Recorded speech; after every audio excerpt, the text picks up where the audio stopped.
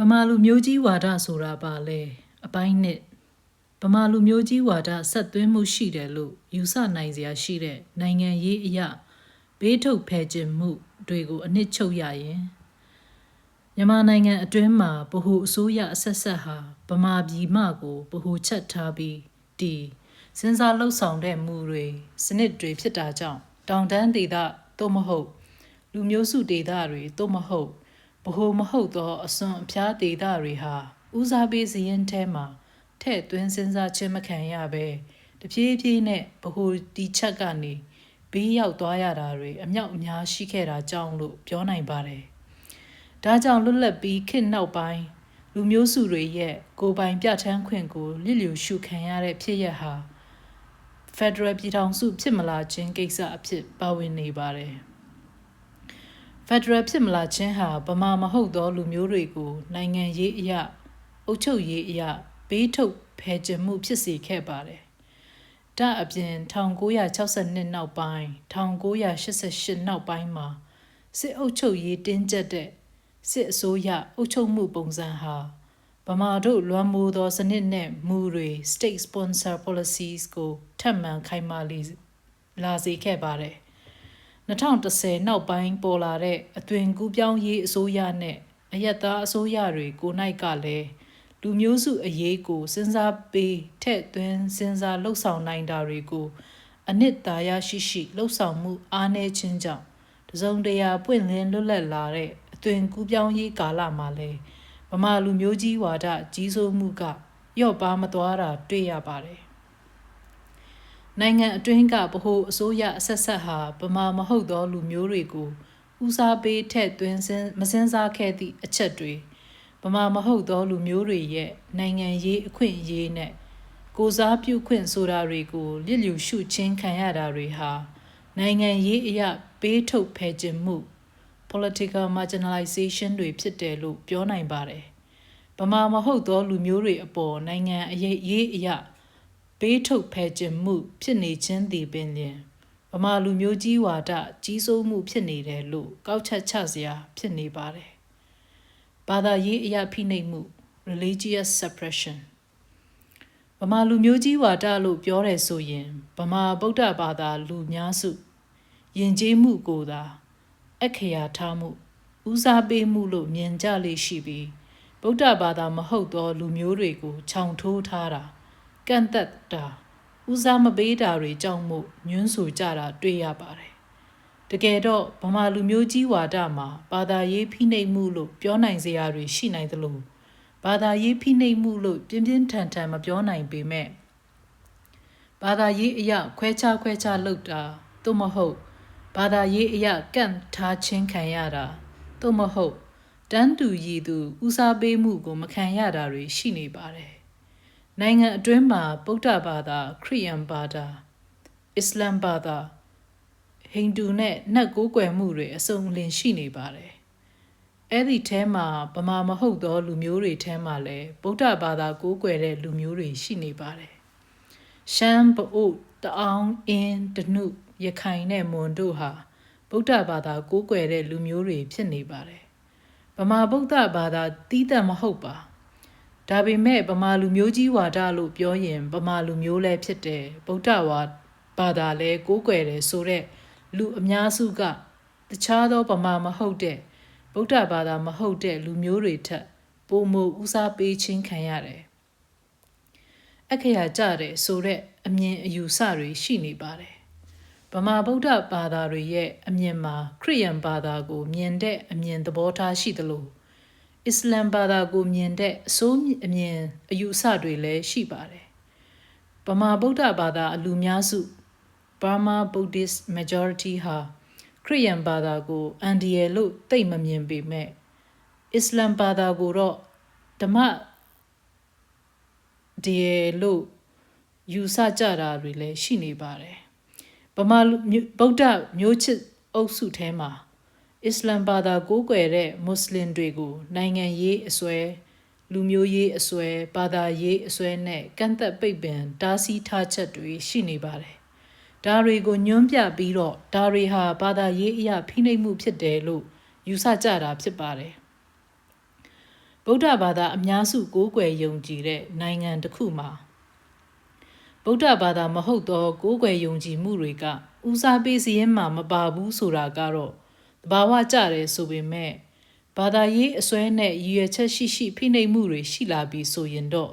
ဒါဟာလူမျိုးကြီးဝါဒကိုကျင့်သုံးတယ်လို့ပြောနိုင်ပါတယ်ဗုဒ္ဓဘာသာမဟုတ်သောဘာသာတွေကိုစနစ်အရယဉ်ကျေးမှုအရအုပ်ချုပ်ရေးအရနိုင်ငံရေးအရရည်ရွယ်ချက်ရှိဖိနှိပ်မှုတွေရှိတယ်လို့ဆိုနိုင်တဲ့ဝိသေသတွေဟာမြန်မာနိုင်ငံအတွင်းမှာရှိတဲ့လောက်တော့ရှိနေတယ်လို့ပြောနိုင်ပါတယ်ဒါပေမဲ့အဲ့ဓာတွေဟာစုပ်ကင်ပြလို့ရတဲ့အရာတချို့ရှိနေသလိုစုပ်ကင်ပြဖို့တိတ်မလွယ်တဲ့အချင်းရာတွေလည်းရှိနေပါတယ်ဘလောက်အထိပြင်းထန်တယ်လဲဆိုတဲ့ဒီဂရီအနှိပ်အမြင့်ကတော့တေချာသူတေသနာပြုကြည့်မှပဲသိနိုင်မယ်လို့ယူဆပါတယ်ပညာရေးစနစ်မှာဗမာလူမျိုးကြီးစရိုက်တွတ်သွင်းမှုဗမာလူမျိုးကြီးဝါဒကြီးစိုးမှုလို့လက်ညှိုးထိုးပြတဲ့အထဲမှာပညာရေးစနစ်ကလည်းအားနည်းချက်တွေအဖြစ်ရှိနေပါတယ်ဗဟိုအစိုးရအဆက်ဆက်ဟာအစိုးရအတန်းကျောင်းပညာရေးနဲ့အစစ်မြစ်ပညာရေးကိုနိုင်ငံတော်ကချုပ်ကင်စီရင်တဲ့စနစ်ကိုကျင့်သုံးပါတယ်မြန်မာနိုင်ငံမှာပညာရေးနယ်နဲ့ပတ်သက်ရင်ယခုထိဗဟိုချုပ်ကင်မှုရှိနေသေးပါဒါပေမဲ့လွတ်လပ်သောကိုပိုင်ကျောင်းတွေနဲ့ကိုပိုင်ကောလိပ်တွေပေါ်လာပေမဲ့အခြေခံပညာရေးဟာအစိုးရကျောင်းတွေအပေါ်ရာခိုင်နှုန်း80ရာခိုင်နှုန်းကျော်လောက်အထိမီဒီနေရဆဲဖြစ်ပါတယ်အတန်းကျောင်းပညာရေးစနစ်မှာတွေ့ရတဲ့သင်ရိုးတွေနဲ့အသုံးပြုတဲ့ဘာသာစကားတွေဟာဗမာလူမျိုးကိုဗဟိုပြုသင်ကြားပို့ချတဲ့စနစ်တွေဖြစ်နေပါတယ်အခေါ်အဝေါ်အသုံးနှုန်းနဲ့အမီနာမသတ်မှတ်ခေါ်ဝေါ်တာကအစဗမာမှုပြုခြင်းအပေါ်မှာအခြေခံသင်ကြားပြဋ္ဌာန်းတာကိုတွေ့ရပါတယ်ဒါအပြင်မြန်မာနိုင်ငံရဲ့တိုင်းပြည်တည်ဆောက်ရေးအမြင်မှာလဲဗမာတို့ရဲ့အမျိုးသားရေးအမတ်တရုတ်ကိုအမွန်းတင်တဲ့ပုံပြင်ဆက်လန်းသမိုင်းတွေဖြစ်နေတာတွေ့ရပါတယ်ဗမာတို့ရဲ့သမိုင်းအစဉ်အလာရကြီးမြင့်ခဲ့မှုနဲ့ဗမာယဉ်ကျေးမှုဓလေ့စရိုက်ကိုဦးစားပေးဗဟိုပြုတဲ့သင်ကြားရေးစနစ်ဖြစ်နေတာကြောင့်ဗမာမဟုတ်သောလူမျိုးတွေဟာနိုင်ငံအတွင်းမှာဗမာလူမျိုးကြီးဝါဒရှိတယ်လို့ထင်မြင်ယူဆကြတာတွေတွေ့ရပါတယ်ဗမာလူမျိုးကြီးဝါဒကိုပုံမကြီးထွားကျယ်ပြန့်စေတဲ့အကြောင်းတရားတွေထဲမှာပညာရေးလွတ်လပ်ခွင့်မရရှိခြင်းပါဝင်နေသလိုအခြေခံပညာနဲ့အစစ်မြင့်ပညာကဏ္ဍကိုနိုင်ငံတော်ကကြီးမှုချုပ်ကင်ပြီးဗဟိုကနေမခွာထုတ်နိုင်တဲ့အကြောင်းတရားဟာအတိကအကြောင်းတရားအနေနဲ့ပါဝင်ပါတယ်။ဒါအပြင်သင်ရိုးညွှန်းတမ်းနဲ့သင်ကြားနည်းစနစ်မှာဗမာလူမျိုးဗဟိုပြုသင်ကြားချက်တွေနဲ့ဗမာဘာသာစကားကိုအတိကသုံးနှုန်းတဲ့သင်ရိုးတွေဖြစ်ခြင်းကြောင့်ဗမာမဟုတ်သောလူမျိုးတွေမှာအကန့်အသတ်တွေနဲ့ကြုံတွေ့ကြရပါတယ်။တစ်ဖက်မှာလည်းဗမာတို့ရဲ့အတိတ်သမိုင်းစက်ကြောင်းတွေမှာဗမာအမျိုးသားရေးအမတ်တရုတ်ကိုအမွန်းတင်တဲ့စက်ကြောင်းတွေကိုဦးစားပေးမိမောင်းထိုးပြဖို့အတွက်သင်ရိုးတွေများပြားနေခြင်းဟာဗမာလူမျိုးကြီးဝါဒကျင့်သုံးမှုဖြစ်တယ်လို့ပြောစရာဖြစ်နေပါတယ်ဗမာစကားဟာမိခင်ဘာသာစကားမဟုတ်တဲ့တိုင်းရင်းသားလူနည်းစုတွေအဖို့မြန်မာဗဟိုအစိုးရရဲ့အစိုးရတန်းကျောင်းပညာရေးစနစ်ဟာဗမာလူမျိုးကြီးဝါဒကိုတွတ်သွင်းဖြန့်ချီတဲ့အဓိကကျသောစနစ်ရန်တရားတစ်ခုဖြစ်တယ်လို့ယူဆနေကြပါတယ်လူနည်းစုတွေကိုဘေးထုတ်ဖယ်ခြင်းမှု marginalization of minorities ဗမာလူမျိုးကြီးဝါဒရှိတယ်လို့ပြောဆိုကြတဲ့နေရာမှာဗမာမဟုတ်သောလူနည်းစုတွေကလူမျိုးရေးအရာဘေးထုတ်ဖယ်ခြင်းတဲ့ကိစ္စတွေလည်းပါဝင်နေကြပါတယ်ဗမာလူအဖွဲ့စည်းထဲမှာဗမာမဟုတ်တဲ့လူနည်းစုတွေအပေါ်စနစ်အရာဖယ်ခြင်းတာခွဲခြားဆက်ဆံတာတွေရှိနေတယ်လို့ယူဆထားကြတာပါဗမာမဟုတ်သောလူနည်းစုတွေဟာနိုင်ငံရေးအရာကိုစားပြုခွင့်ပြည့်ဝမရကြပါဘူးလွတ်လပ်လဲကိုစားပြုခွင့်မရှိဘူးဒါအပြင် cultural rights လို့ခေါ်တဲ့ယဉ်ကျေးမှုဆိုင်ရာအခွင့်အရေးကိုလည်းလျစ်လျူရှုခံကြရတယ်ဗဟိုအစိုးရဟာလွတ်လပ်သောအုပ်ချုပ်စီရင်ခွင့်ရှိပေမဲ့လူနည်းစုတွေအတွက်ကိုပိုင်အုပ်ချုပ်ရေးကိုကောင်းစွာမရကြပဲပဋိပက္ခတွေဖြစ်ကြရတဲ့ကိစ္စတွေဟာ